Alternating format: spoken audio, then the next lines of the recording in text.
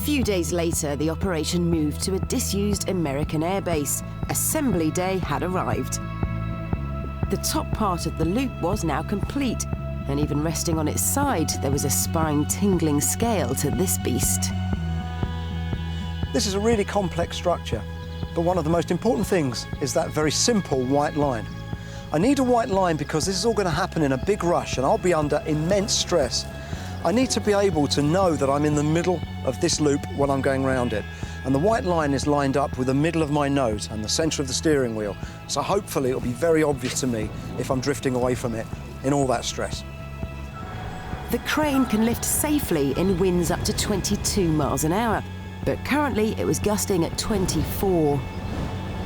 Well, what we've done here basically is build a giant 5-ton steel kite. With this wind, if it's lifted off the ground, it could blow completely out of control.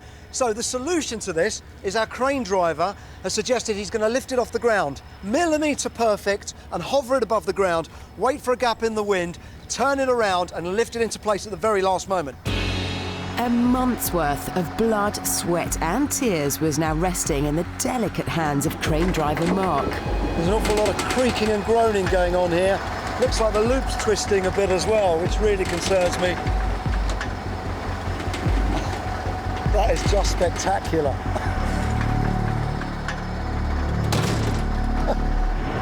After an hour, they were finally able to start fixing the sections together.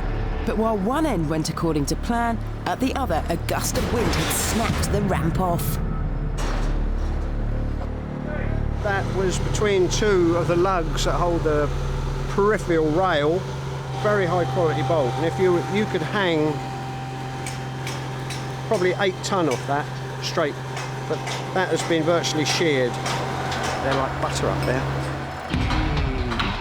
It wasn't only the loop structure that would need reinforcements. Steve's car had to be toughened up too.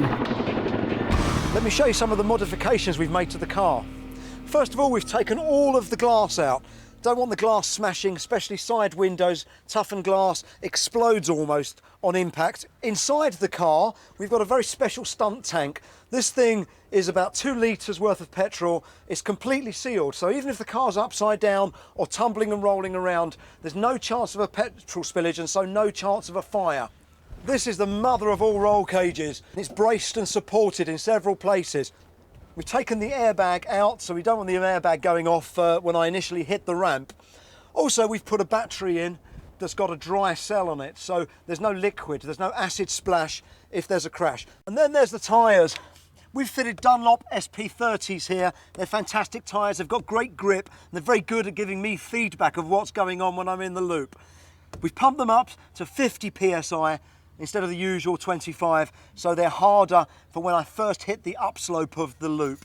The key elements in the design and the construction of a Dunlop tyre are really based around road feedback, the precision of the tyre and the grip of the tyre. The road feedback's incredibly important to drivers. It lets serious drivers know what's happening underneath the car, allows them to make the right kind of inputs into the steering and into the power and into the brakes to actually get the best performance out of the car.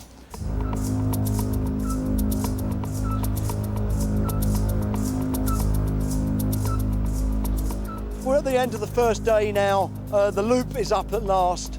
That gives me some comfort, but there are lots of little niggles. There's extra bracing to go up. They've got hundreds of welded joints to do, so they're going to be working into the night, the guys, to make the whole thing stronger. I mean, it looks awfully steep. Standing halfway up it and looking up, it's completely vertical, clearly. And as the light's going down, the sun's going down, it just feels a little ominous. This is the last time I'm going to see it. Tomorrow I come back to do the stunt, but I've got a night's sleep, or not, before that.